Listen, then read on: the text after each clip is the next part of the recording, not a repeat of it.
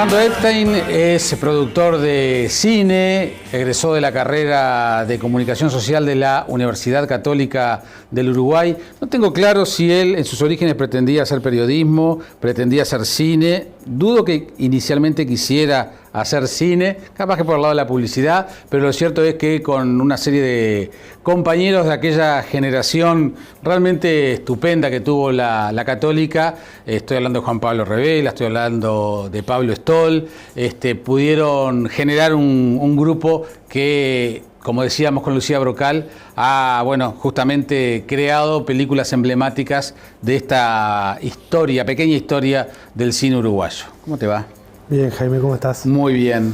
¿Ingresaste para hacer qué a la Católica? Periodismo, estuve viendo, sí. Y el otro día me estaba acordando cuándo desistí del periodismo. Y fue cuando fue el caso de Rodolfo Granja, ¿te acordás de Rodolfo? Por supuesto. Que nos golpeó a todos, que era un compañero desaparecido, que falleció. Desaparecido literalmente, estuvo ausente 20 y pico de días. Sí, me acuerdo, sí. En 1993, y fue un caso que a mí Rodolfo fue la primera persona que yo conocí en facultad. Que apareció ahogado por Piriápolis. Sí, y vos sabés que en un caso que nunca se aclaró. Que nunca se aclaró. La cobertura de prensa me decepcionó tanto, de toda la prensa en general, desde la televisión, de los medios en general, que me di cuenta que no era por eso. Y seguí buscando. Si me decías incluso en el 93 que iba a hacer cine, todavía me estoy riendo de vos, a no ser por el hecho de que sí hice cine y ahora vivo de eso, más o menos, ¿no?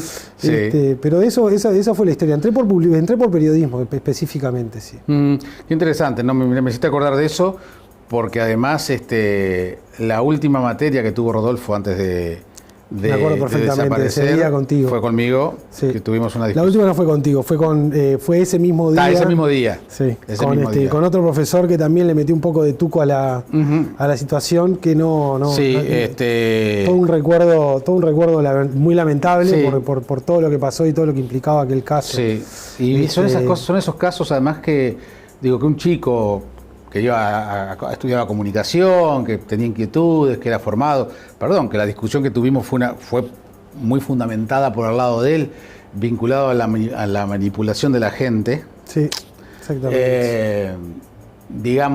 Desaparezca 20 días y después aparezca flotando en Piriápolis, son esas cosas que vos decís, son esos casos que quedan. Sí. ¿No? Sí. Y me alegro de tener espacio para recordarlo así, porque me estoy acordando mucho de él últimamente. Sí. Y es algo como que quedó, ¿viste? Es como que pasa, y justamente eso fue un poco el tema de los medios. Fue portada, y un día dejó de ser interesante, y de repente desapareció. Y estaba vinculado con un caso muy polémico, que era el caso de la Comunidad de Jerusalén. Sí, claro, por eso digo. En aquel entonces. Por eso de la manipulación. Y voló, perdió interés, y para mí, además de que no se decía todo lo que se sabía en todo caso, eso fueron elementos que, estamos hablando de más de 22 años atrás, ¿no? Y todo ha cambiado y creo que todo ha mejorado en todo sentido. Sí. Pero en su momento entendí que no era para mí. ¿Y el cine te permite decir cosas que a través de otros medios no se pueden decir a vos? ¿O a tu grupo? El cine yo lo considero una forma de arte colectivo, y por ese lado me parece que, como toda expresión artística, es una forma de comunicación muy poderosa. Yo trabajo desde un rol de asistir, de ayudar o de generarle espacio a aquel que tiene una voz y que quiere comunicar algo en particular. Obviamente elijo con qué me involucro como productor en las películas que produzco, entonces por tanto sí, obviamente también de alguna manera es una expresión mía, en tanto un grupo que está generando algo que, claro, sí, se pone bajo la autoría de una persona y se expone a una persona como el autor y el realizador pero siempre, por ejemplo, de Control Z Films, siempre estuvimos muy en contra del póster que dice una película de, sino que una película escrita y dirigida por. Si te fijas en los pósters te vas a dar cuenta que todas nuestras películas dicen eso, porque nos pareció siempre muy injusto la película de. Claro. Parece que una película Sí, tiene un autor, tiene un autor del guión, tiene un autor de la música, tiene un montón, digamos, podemos discutirlo desde el punto de vista jurídico, desde el punto de vista autoral, tenés varias escuelas incluso y doctrina como la anglosajona y la latina, que son totalmente contrapuestas, pero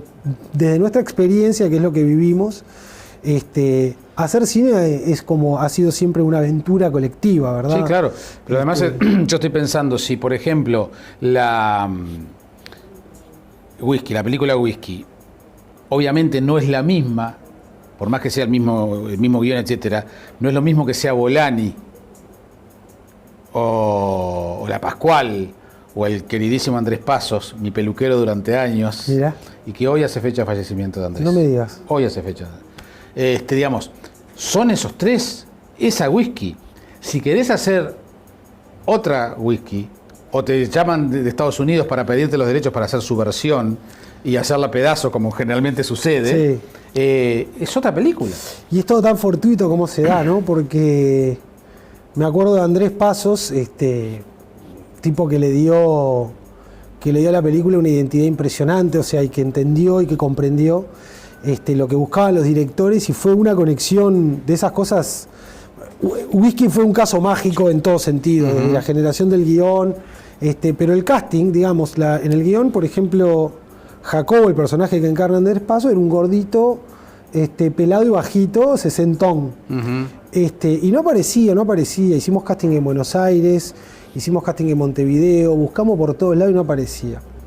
Último día nos llaman de Suba y nos dicen que Andrés Passos quiere hacer el casting, que él normalmente no iba a casting, porque no le gustaban los castings de publicidad, renegaba de todo eso, pero había visto 25 watts y él quería hacer el casting para esta película. Y fue la última persona que fue castineada, sí. Y fue tipo todos con la boca abierta porque no lo conocíamos, no sabíamos quién era. Él tenía su carrera en Santiago de Compostela, en Madrid, en España. Claro, yo lo conocía antes no, de irse. Y ahí nos contó la historia de la peluquería y sí, claro. Todo el mundo. Y recuerdo, yo fui el editor además de la película, el montajista de la película, y recuerdo ir recibiendo el material del laboratorio porque era filmado en 35 milímetros, y ir viendo el material a medida que llegaba. Y hay un momento clave en la película que es el momento que él va a comprar un portarretrato para, digamos, la conflagración de la farsa, que es, digamos, el nudo dramático la excusa dramática de Whisky. Y él de repente, hay un momento que él está mirando, básicamente es un plano de él mirando la vidriera, cámara quieta como toda la película, y el tipo de repente encuentra la expresión, encuentra el personaje. Vos sabés que lo vi en el momento de ver el material. Y a partir de ahí el tipo fue como un reloj, o sea, Mirela Pascual fue, o sea, nos dio una actuación increíble, sí. Lo de Jorge Bolani no tiene nombre, y todo el equipo que estaba atrás de cámara, creo que en esa película logramos sacar lo mejor de todo el mundo, ¿viste? Sí, todo el mundo dio lo mejor. Tenemos algunas imágenes para ver de Whisky. Yo, como habrás escuchado recién, para mí Whisky es la película del cine uruguayo. Muchas gracias, sí, lo escuché y para mí lo es. Además, ¿sabés lo que me pasó? Que empieza en mi barrio, a la vuelta a mi casa. Acá, sí, agarran a Mésaga, sí. Doblan en Cufré contra Flecha. Correctamente. A la vuelta de donde era realmente la fábrica de mi papá. Exacto. Que tenía una fábrica de medias y que paraba en el bar ese que se llama Bar, que está en Cufré y Amézaga, que nos cedieron para filmar. Es más, ustedes agarran Garibaldi y doblan en la mesa. No, en realidad tiene una serie de tomas por General Flores y luego hace una vuelta medio rara. Termina en Amézaga, pero la fábrica, o sea, la fachada de la fábrica, lo que usamos como fachada de la fábrica, quedaba en Amézaga entre Cagancha y Cufré, justamente. Sí. Sigue estando el lugar, sigue estando. Qué tipo increíble. No, pero más, fíjate vos lo que decías del tema del casting, ¿no? Es increíble, porque además ustedes, los creadores, ese equipo, tienen en sus cabezas un personaje, un prototipo, una imagen, etcétera, y sin embargo aparece uno que no tiene nada que ver, flaco, alto, barbudo, más joven seguramente, y qué increíble, ¿no? Cómo termina aportándole a la película, al cuento, a la historia, todo lo que le aportó, ¿no? Sí, pero eso se llama talento. No, y usted, No lo no, puedo pero más decir. pero ustedes, el hecho, porque podías haber bajado los brazos o salir a buscar en Brasil el tipo ese que estabas buscando. Y sin Buscamos, embargo, sí. aceptaron, se dieron cuenta que Andrés podía ser. No, para mí No se dudó, fue la última increíble. persona que se vio, se deben haber visto por lo menos 40 actores, por lo menos, entre argentinos y uruguayos. Y ya se venían los tiempos, ¿no? Sí, Empieza claro. como a correr un tiempo y decís, y bueno, ¿y quién? Nos habían ofrecido actores españoles, grandes nombres, y los directores tenían una visión muy clara de lo que buscaban en el sentido del tipo de persona, el tipo de actor que buscaban. No querían un gran nombre, justamente. Claro. Andrés no era, o sea, yo creo que Andrés Paso fue un gran actor, más allá de que no fue tan renombrado y reconocido, ¿no? Pero por ejemplo, yo lo vi lo recuerdo en una puesta de Sacco y Vanzetti en el Teatro Astral, allá en Durazno y Santiago de Chile, a la salida de la dictadura, fue espectacular. ¿Y sabes por qué terminé siendo, iba a su peluquería? Porque me gané un corte de pelo en la peluquería de él, en una radio. Y después de ahí seguí con él. Porque tenías un peluquero que te hablaba de temas culturales, era Increíble actor de la teatro, historia. estaba en Mercedes y Roxlo, la peluquería de él.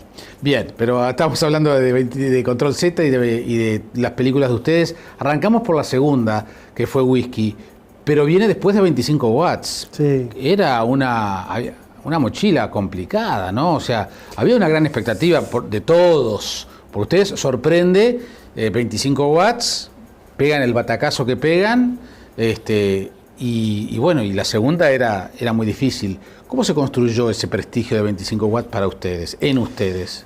Lo que pasa es que 25 watts fue un momento muy particular de nuestras vidas. 25 watts incluso empezó en la etapa de facultad. Sí. Como guión y como proyecto fue utilizado en diferentes instancias, tanto por Juan y Pablo como guionistas para diferentes trabajos.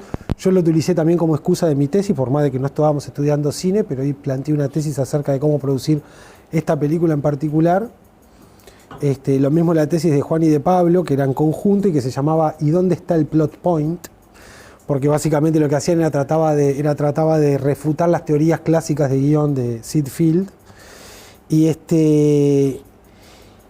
me acuerdo que ganamos el Fondo Capital, un fondo que había, que luego se fue convirtiendo, que ya no existe más, que era de la Intendencia de Montevideo, era el único apoyo que había a la cultura en general, y ganamos el Gran Premio en 1999. Eran $15.000 y era algo así como el 10% de lo que habíamos estimado de presupuesto para la película. Además con tanta tesis, súper bien medido todo. Teníamos todo, sí, obviamente que en muchos aspectos le estábamos cerrando, pero sí, estaba todo muy conversado, muy trabajado, ¿no? Y era muy poca plata, o sea, y me acuerdo una discusión con Pablo y con Juan Pablo que hacer con la plata, porque podíamos hacer cualquier otra cosa si no nos alcanzaba.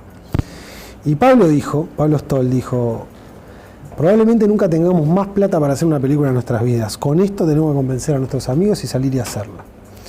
Y ahí salió la idea de salir a buscar a unos amigos que estaban entre Argentina y Buenos Aires poniendo un laboratorio en blanco y negro, 16 milímetros casero, y entonces de ahí la idea del blanco y negro se metió en la concepción de la película, que tenía que ver con una referencia importante que era Clerks, una película americana, slacker movie como esta, y de repente el blanco y negro se convirtió ya como en una...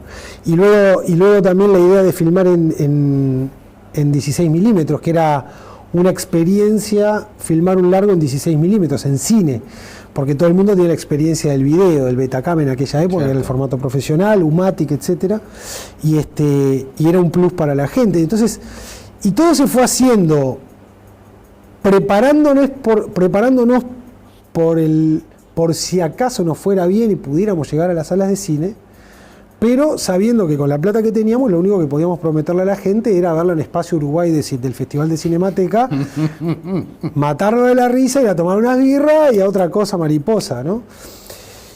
Y la película, bueno, fue un rodaje de 3 semanas, febrero del 2000, 15 años hace ya, que salieron cosas increíbles y luego empezamos a editar y trabajamos por las noches con una isla que nos daban donde yo trabajaba como editor de publicidad. Y por ahí Beatriz Flores Silva, que estaba terminando En la puta vida, que luego terminó estrenándose en 2001, un mes antes de 25 watts. Ah, mira, yo pensé que había más distancia. No, exactamente un mes antes.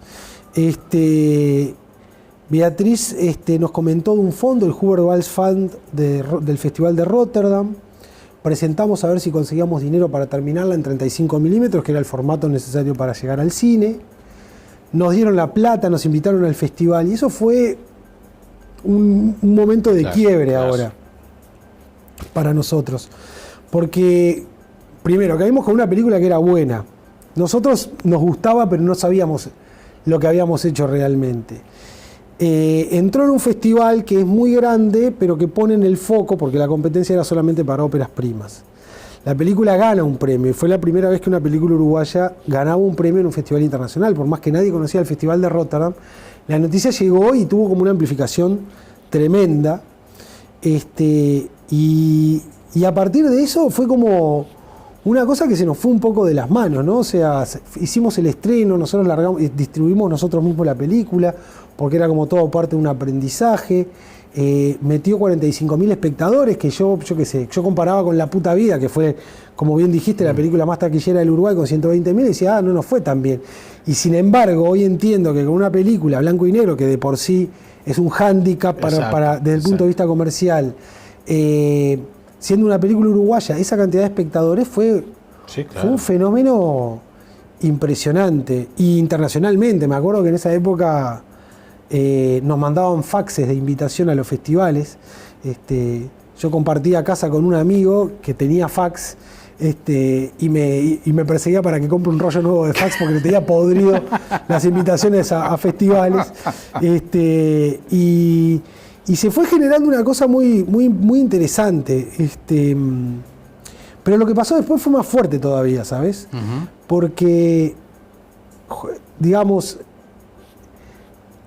la lógica es, llegás a un festival y ahora que viene, ¿no? Y digo, ir a todo un mundo y cómo hacer para vender la película internacional. No teníamos la más remota idea, o sea, todo lo teórico que habíamos aprendido nos había alcanzado para llegar hasta donde llegamos, pero a partir de ahí empezaba el mundo de verdad. Y el espacio, digamos, el mundo de los festivales, que hoy tanto se habla y que en ese momento era como una nebulosa que se estaba generando, además, porque no existía como existe ahora. Y ustedes desde Uruguay generando. Nosotros caímos ahí en una especie de trampolín a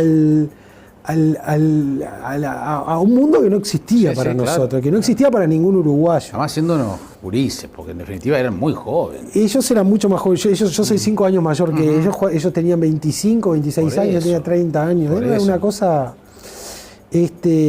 Y mientras se procesábamos como el éxito, la distribución, la parte comercial, el tema de la plata, o sea, habíamos conseguido dinero, habíamos hecho una pseudo cooperativa donde la gente tenía un poquito de acciones porque no le podíamos pagar el sueldo, sabiendo de que probablemente nunca íbamos a pagar nada, y de repente había plata para pagar, y la película iba para un festival, y de repente la quería un distribuidor en Francia, y ¿qué está pasando? Y todo eso generaba, y fue un aprendizaje tremendo, ¿no? Tremendo, y a las patadas también. Y procesando toda esa historia, toda esa cosa durante el año 2001, ¿y ahora qué? Y antes de filmar 25 watts, un día, Juan y Pablo me visitaron en la fábrica de mi papá, que quedaba en la calle Cagancha y Cabildo, donde muere la calle Cabildo, donde yo trabajaba después de facultad. Me iba de la mañana a facultad y a la tarde me iba a la fábrica a trabajar. Porque era cerca del barrio donde filmábamos 25 watts y tal. Y estuvieron 50 minutos adentro de la fábrica, 1 hora, ponele. Salieron de ahí y nunca más hablamos del tema. Y cuando estábamos con el estreno de 25 watts me dijeron que tenían una idea que me querían mostrar. Y yo estaba ansioso por ver, pero como conocían mi ansiedad y se protegían de ella, me hicieron esperar. Hasta que un día, por allá por septiembre, finales de 2001, me dan el guión de Whisky. A mí se me cayó la boca. Primero porque de alguna manera retrataba un ambiente donde yo había vivido y que tenía mucho que ver con la vida de mi papá. Que estaba sufriendo el post-efecto de la apertura liberal neoliberalista de finales de los 90 y se estaba desbarrancando camino a la crisis del 2002. Claro. Y por otro lado, porque el guión era la película. O sea, la película que vos viste tiene un 5%, entre 5 y 7% de diferencia con el guión que yo leí la primera vez. Eso es un caso... Claro. Nunca más me pasó algo. Me pasó parecido con Gigante, la primera película de Adrián Viñes, que fue la quinta película nuestra, pero nunca como Whisky, ¿no? O sea, fue como... Y claro, presentamos el guión a un pequeño fondo en el Festival de Amiens, ganamos. Presentamos al concurso Sundance NHK, que era lo más prestigioso que había a nivel internacional en ese momento para concurso de guiones, ganamos. Presentamos al FONA acá, que era lo único que había de financiamiento acá, ganamos. Fue como una cosa que no paró, ¿no? Hasta que llegamos a junio del 2003 a filmar, y luego mayo del 2004 al estreno en el Festival de Cannes en selección oficial en la sección Ansertan Regard, donde la película además va y gana 2 premios. Premio de la crítica y un premio dentro de la sección que se llamaba Premio de la mirada original. Cierto. Acá fue recibido como el maracanazo en su momento, ¿no? Sí. Me acuerdo de un titular de búsqueda, ¿no? Cosas que nosotros no nos gustaba mucho, como que la rimbombancia de todo eso, como que le escapábamos un poco por perfil y otro poco por querer como contener un poco una maroma de éxito que se nos vino arriba en ese momento. Realmente fue muy fuerte, ¿viste? Y eso nos dio mucha espalda para seguir adelante, ¿no? Como para levantar otros proyectos, como por ejemplo La Perrera, que es la tercera película, la primera de Manuel Nieto, que había estado con nosotros en 25 Watts y en Whisky, y que venía desarrollando ese proyecto, y que era un proyecto súper arriesgado, y que ¿no? Y luego otros proyectos y nos dieron, claro, empezamos a existir, aparecimos, claro, ¿no? Exactamente. Ahora podemos inclusive ir viendo algunas películas como La Perrera, como Acné, como Gigante, de Control Z. Pero para no quedarnos en cada una de las películas y seguir avanzando a lo que estás haciendo hoy. Pero yo recuerdo que en toda esa época, de los éxitos de ustedes, lo que fue el éxito de público de En la puta vida, que ya la mencionamos, recuerdo haber discutido mucho con Gustavo Scanlar sobre el concepto de industria. Siempre se manejó como que esta última etapa del cine uruguayo, el comienzo fue Pepita la Pistolera, de Beatriz Flores Silva. Había video y todo, pero de alguna manera tuvo su mini masividad, aunque, si se me permite la contradicción. Y Gustavo siempre decía, Scanlar siempre decía, ¿no? Jamás vamos a tener una industria de cine, como industria, concepto de industria.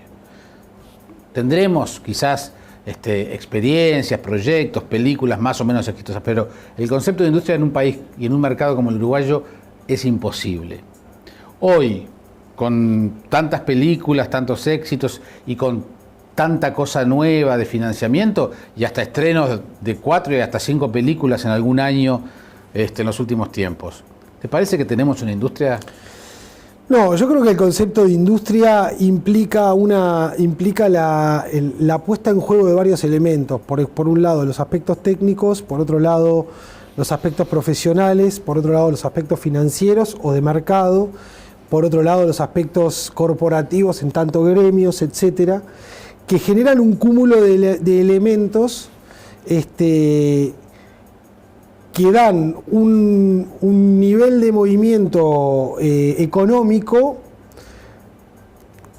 que si para llegar a industria necesitas llegar al número 7, poner que estamos en el 4 o estamos en el 5. Arrancamos en el 0,5 en el 2001 y obviamente sí, crecieron muchísimo las herramientas financieras, el campo técnico profesional. Existe la formación, en el Uruguay, antes no existía.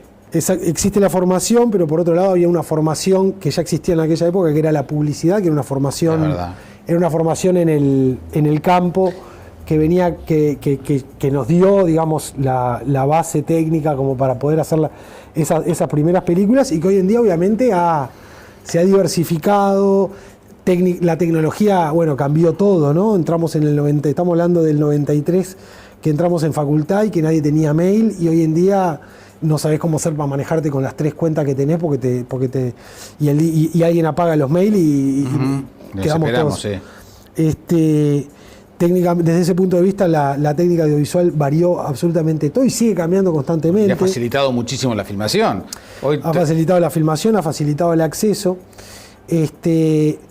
Pero para llegar a industria deberíamos, me parece que todavía no hay un acceso al mercado, porque el mercado es reducido y además hoy en día vivimos una cierta desconexión entre el público y la producción cinematográfica uruguaya, que se trabaja en revertir, pero que es difícil. Entonces ya el mercado incluso en ese sentido se ha acotado. Uh-huh. El mercado internacional se ha ido abriendo para las películas uruguayas, pero así como se abrió para las uruguayas, se abrió para las paraguayas que antes no existían. Los argentinos, que tienen una polenta impresionante, los brasileños que solían producir para su propio mercado, pero que ahora están saliendo al mundo. Entonces, digamos, es todo muy dinámico, ¿verdad? Y acá sí lo que podemos hablar es de actividad constante, de una actividad constante que no va a parar. Uh-huh. Para hablar de industria, entiendo, podemos hablar de un cúmulo de elementos que están puestos en funcionamiento y que todos precisan un poco de apoyo extra como para poder seguir creciendo. Porque además, en lo que tiene que ver con la producción audiovisual, por un lado, las películas de cine están hechas para las salas de cine. Y si bien se ha multiplicado la producción, no se han multiplicado las bocas de salida, claro, las pantallas. Y el circuito comercial además está totalmente atacado por la superproducción, sobreproducción que tiene Hollywood. O sea que, sumado a que, por ejemplo, lo que antes era todo cine 2D, ahora la mitad está abocado al 3D. Quiere decir que el espacio se ha reducido, claro, ampliamente. Entonces yo estoy trabajando también, entre las varias cosas que hago, estoy trabajando para el Instituto de Cine en un programa para ampliar los circuitos de distribución, pero las películas las hacemos para la sala de cine comercial y luego para las otras ventanas. Uh-huh. Entonces son todas estas cosas que están sucediendo. Por otro lado, un presupuesto promedio de hacer una película en Uruguay cuesta por encima de $500,000, uh-huh, mientras que lo máximo que se puede conseguir acá en Uruguay, teniendo la máxima suerte de todos, es el 60-70% de eso. Claro. Quiere decir que por un lado se precisa financiamiento externo y por otro lado se está dando una situación que es cada vez más compleja y que el año pasado, a través de una movida importante de la Asociación de Productores de Cine y del ICAO, llamada Compromiso Audiovisual, se está intentando por lo menos concientizar a la clase política para generar nuevos recursos, es que la ley de cine que existe desde el 2008 en Uruguay dio espacio y base para esa cosa que se venía generando por la vía del esfuerzo, ¿no? Digamos que se venía a compasar políticamente lo que la realidad estaba generando. Uh-huh. Y sirvió, y fue de alguna manera bien administrada como para que la cosa levantara. Pero la ley de cine está topeada por un presupuesto. En pesos, además. Estoy haciendo mi trabajo político también. No, está muy bien, claro. Y por otro lado tenemos las escuelas de cine, y por otro lado tenemos los nuevos cineastas que surgen en las esquinas. Entonces quiere decir que hoy en día, digamos, hay un cúmulo de nuevas generaciones, ya generaciones te podría hablar, que están queriendo levantar. Y ahí estamos las viejas generaciones, que queremos seguir haciendo más películas y que estamos totalmente ya, o sea, está a punto de explotar eso, claro, digamos, ¿no? Bueno, va a decantar, capaz que explota y necesariamente va a decantar. Esas cosas pasan. Explota, decanta, pero... ¿Sabes algo más acordar? A la explosión de la Ciudad Vieja hace algunos años. ¿Te acordás que tuvo... Que no se podía más. Que no se podía más, que colapsaba, que reventaba, éxito de gente, boliches, reventó y quedó lo que tenía que quedar. Yo hablaba con mis compañeros, digo, lo que nosotros siempre intentamos hacer es romper el techo para arriba, ¿viste? Claro, y eso es lo que queremos un poco de... Y me parece eso es lo que tratamos de hacer. Y han logrado, vos, tus colegas, tu generación y las siguientes, han logrado terminar de seducir al público. Recién esbozaste alguna cosita en tu respuesta anterior, pero como que todavía le faltan 2 vintenes para el peso, para lograr la conjunción entre los realizadores y el público, porque sí, a veces da la sensación, porque no les queda otra, que hagan películas para festivales porque saben que el público uruguayo no los va a acompañar como las películas, las expectativas, el esfuerzo y el trabajo que ustedes lo merecen? Mira, el tema del mercado fue una cosa que siempre, y del público en general, fue una cosa que siempre estuvo ahí latente como una pregunta y un cuestionamiento hacia nosotros. Para nosotros ya el desafío de hacer una película era lo suficientemente grande como para quedar totalmente englobados y encerrados de alguna manera en esa lógica, por un lado. Por otro lado, la existencia del mercado en Uruguay es un lugar común, pero es real. Sí, sí. Por una cuestión numérica nada más. Entonces, y por otro lado teníamos un problema de financiamiento, donde específicamente lográbamos mucho más llegada y mucho más resultado en los festivales internacionales o en los espacios que abrían los festivales internacionales, generando financiamiento para películas independientes de países emergentes como nosotros, donde encontrábamos que, digamos, el tipo de cine que a nosotros nos interesaba, a ellos también. No es que los hacíamos porque sabíamos que a ellos les interesaba, sino que había una coincidencia. Entonces, desde ese punto de vista, nosotros siempre decíamos que éramos doblemente independientes. Primero, porque no dependíamos de ningún sello, y segundo, porque teníamos la independencia de hacer la película que a nosotros nos gustara. Porque si total no íbamos a hacer dinero con ellas. Por lo menos que nos guste de verdad. Sí. Y yo creo que eso tiene que ver con el espíritu fundacional del cine uruguayo en términos generales, o por lo menos de mi generación y de mi grupo. Porque se sigue repitiendo ese respeto por lo autoral, que a veces no engancha necesariamente con el gran público, pero que según creo yo, genera obras de arte realmente. O sea, genera expresiones genuinas de identidad y de arte, o sea, propiamente dicho. También siempre quisimos mucho desmarcarnos de lo de cine uruguayo. Nosotros queremos que nuestras películas sean consideradas películas, no películas uruguayas. No, pero son películas de origen uruguayo. Son películas de origen uruguayo y están enmarcadas dentro de una idiosincrasia, pero bueno, yo qué sé, así como se habla del cine francés, del cine uruguayo, pero había como un mote ahí medio peyorativo que se empezó a generar. No fue el espíritu de la pregunta, porque a mí me gustaría que las películas, que todas fueran películas que superen los 100.000 espectadores. Es difícil, porque el cine de autor no supera los 100.000 espectadores en Uruguay. En Uruguay los 100.000 espectadores lo supera Shrek 4, Los Juegos del Hambre y quizás algo más abierto tipo Relatos Salvajes, que incluso en Argentina es una película que ha conectado tremendamente con el público, pero en Argentina es una en 100. Vos pensás que Argentina hace más de 100 películas al año financiadas por el gobierno, y de repente es esta la que llega. Y alguna más que llega un poquito más abajo, y el resto...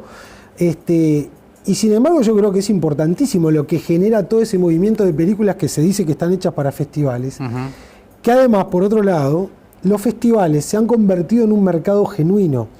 Primero porque generan ciertos ingresos que permiten luego subsistir a las productoras.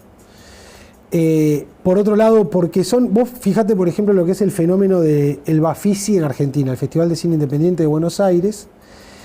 Es un festival que hace que un montón de gente que no va a ver este tipo de cine que nosotros hacemos para festivales, que durante el año no va a ver esas películas a las salas, pero sí va a verlas al festival. Es verdad. Entonces, los festivales están empezando a cumplir un rol y generándose como una especie de circuito que desde nuestro punto de vista es súper genuino. No, está bien, está bueno, no lo había pensado por ese lado. Pues bien, 25 Watts ha cumplido, Control Z, la productora ha cumplido una etapa. Bueno, como dijimos, tiene varias películas que estábamos viendo sus trailers, y ahora tú has encarado con otra gente un nuevo proyecto de una nueva productora que tiene un estreno inminente. Exactamente. Se viene el 5 de Talleres, la segunda película de Adrián Viñes, el director de Gigante, una película que hicimos en Control Z, que también... Y que le fue muy bien también. Que nos fue muy bien.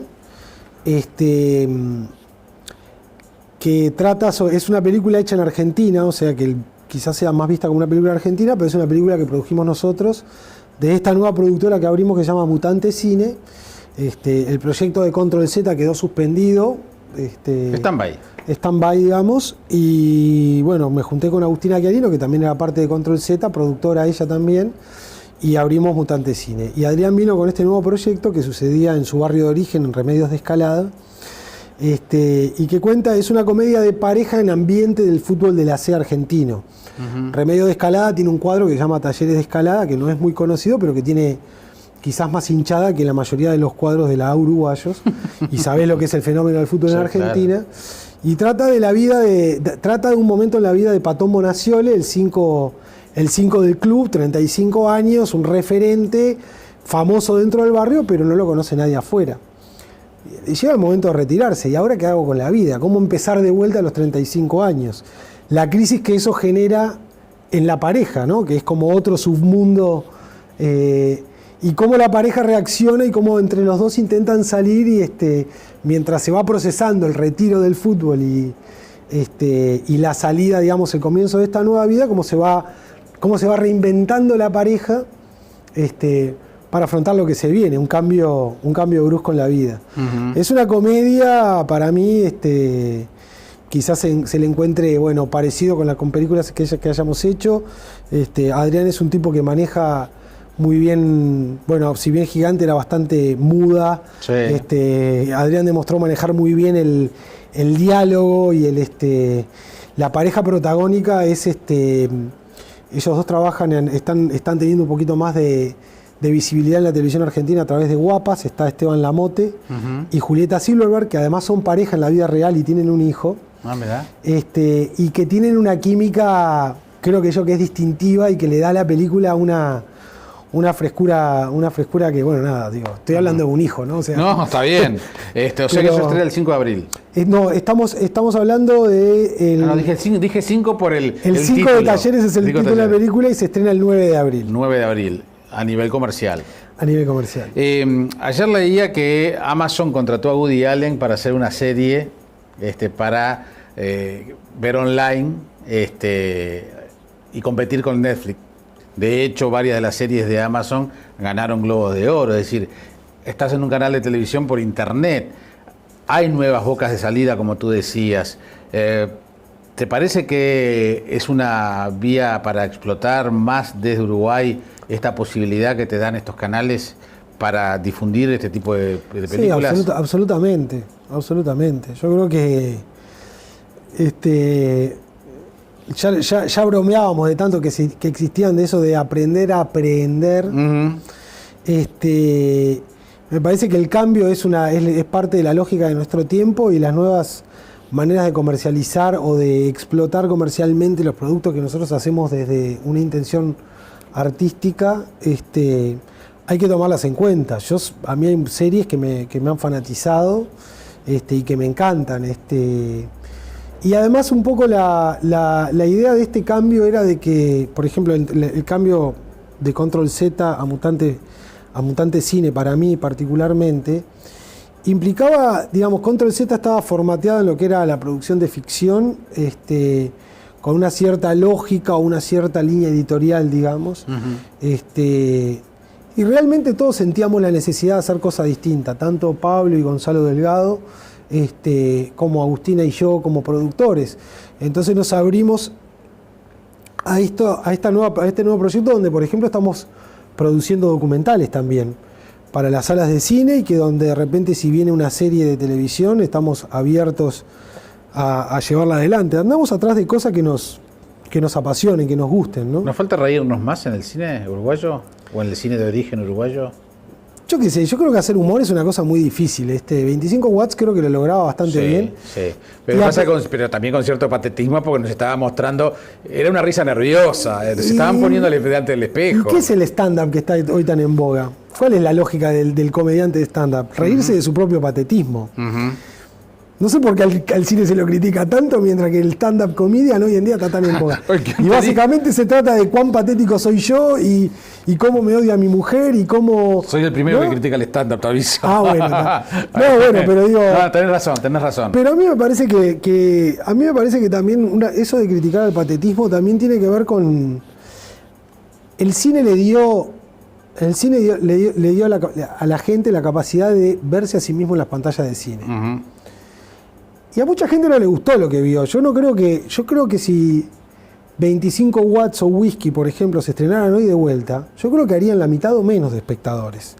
Porque la gente ya lo reconoce como tipo... Esto, además la gente va y le dice a la película, vos no me representás a mí, no me interesa. ¿Pero qué tiene que ver eso? O sea, es como Es como si las películas de los mafiosos representaran a todos los italoamericanos. Sí, sí, claro.